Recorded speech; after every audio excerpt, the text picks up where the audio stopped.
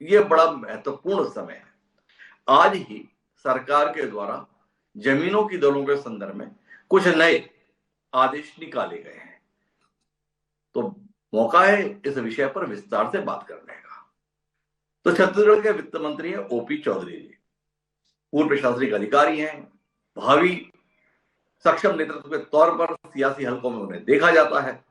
तो हमने सोचा इधर उधर से क्यों बात करें, सीधे ओपी चौधरी जी से समझेंगे पहले क्या था, अब क्या है और आगे क्या करने वाले हैं। तो चौधरी साहब, आपका बहुत बहुत स्वागत इस खास मौके पर हमारे साथ बातचीत करने के लिए। और सबसे पहले जानना यही है, अलग अलग जगह से आवाजें आ रही थी, उन आवाजों के बीच में आज 2 पन्नों का खत आया विज्ञप्ति की शक्ल में। तो जानना आपसे यह है, ये खत क्या है? ये रोलबैक के संदर्भ में खत है, या जो आप उठा चुके थे कदम उसके आगे का कोई कदम है क्या? 2 कदम पीछे हैं, या 4 कदम आगे गए थे अब 2 कदम पीछे हैं, या 2 कदम आगे आए थे 2 कदम और आगे चले गए, है क्या? चलिए हिमांशु जी, आपके माध्यम से मैं सभी जनता जनार्दन को बताना चाहता हूं कि हमारी सरकार आदरणीय मुख्यमंत्री विष्णुदेव साय जी के नेतृत्व में समाज पर जो आखिरी छोर पर खड़ा व्यक्ति है उसको ध्यान में रखकर कोई निर्णय लेती है, उसको ध्यान में रख करके सोचती है और उसी के संदर्भ में काम करती है। जो पंजीयन की प्रक्रिया है, गाइडलाइन की प्रक्रिया है, इस पूरे प्रक्रिया में पिछले 2 साल से लगातार रिफॉर्म किए जा रहे हैं ताकि आम जनता को लाभ हो सके।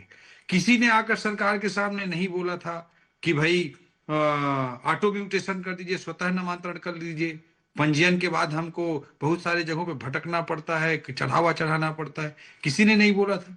उसके बाद भी ऐसे सैकड़ों रिफॉर्म्स को आगे बढ़ाने का काम हमारी सरकार ने मुख्यमंत्री जी के नेतृत्व में किया है।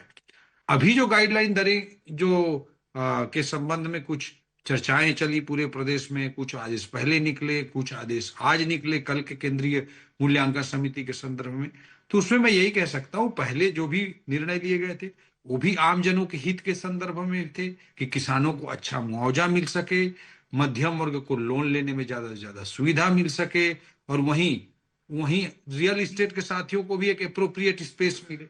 लेकिन जो आज जो निर्णय लिए गए हैं, कल जो निर्णय लिए गए थे, आज जिसके आदेश प्रसारित हुए हैं, उसमें कुछ बिंदुओं पर कुछ परिवर्तन किए गए हैं। तो उसके संदर्भ में मैं कहना चाहूंगा कि जैसे इंक्रीमेंटल रेट की बात थी कि 15,000 फीट तक इंक्रीमेंटल गणना की जाएगी, चाहे आधा एकड़ की रजिस्ट्री हो, चाहे 1 एकड़ की रजिस्ट्री हो, चाहे 2 एकड़ की रजिस्ट्री हो। इस तरह का जो प्रावधान था उसको उसको यथावत पहले जैसे कर दिया गया कि